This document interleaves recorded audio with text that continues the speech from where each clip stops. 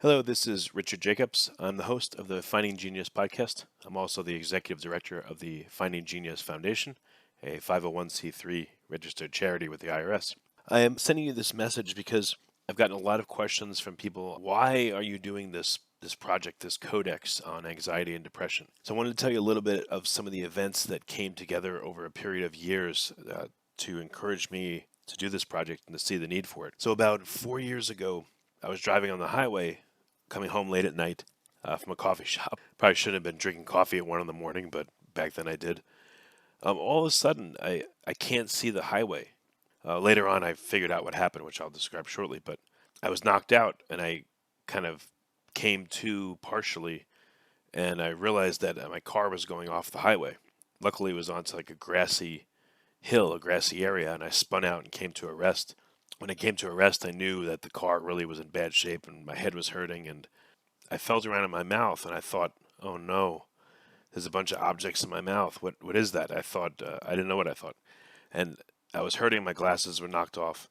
I got out of the car. I was in a lot of pain. I felt my head because it's wet, and there was blood all over the place, kind of coming out of my head. And I thought, "Oh no, I got into an accident, and my head's, I don't know if my head is blown open or my brain's hanging out. I don't know what happened." I went to the back of the car.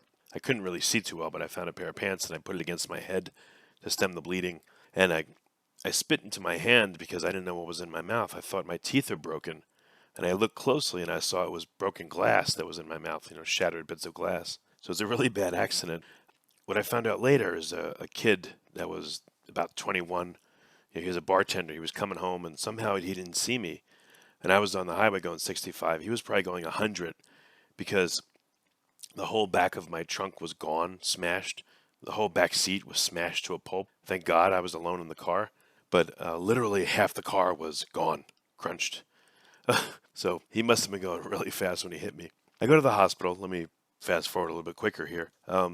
They do CT scans, etc. They tell me I have nodules in my thyroid. I don't know what this means.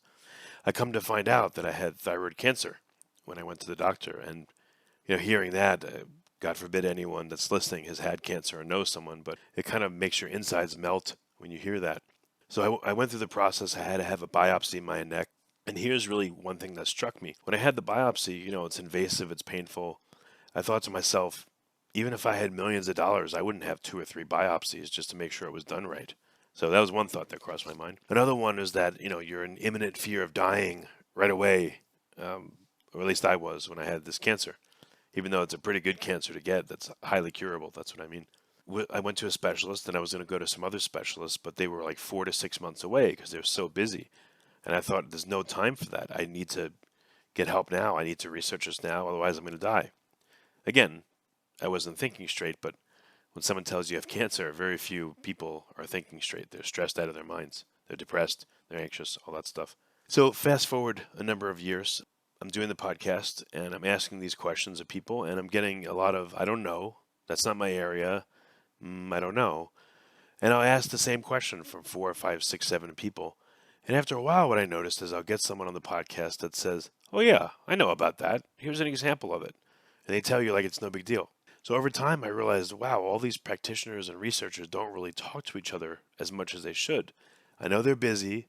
They've got to run their labs and their businesses and all that, but there's not enough communication there. So if you add in the biopsy, I didn't want to have multiple, the experts, which I had to wait for, and I felt like I had no time for, and the fact that researchers don't talk to each other enough, and a plan started formulating in my head. So what I realized is this, I hope this summarizes it. If any practitioner you go to for anxiety or depression, or if you know someone that goes to them, they'll probably know about 1% of all the possible treatments out there. What if I and a team of talented researchers can assemble 21% of everything that's out there about anxiety and depression? It's going to be a game changer, unbelievable game changer. That's the whole goal of the Depression and Anxiety Codex.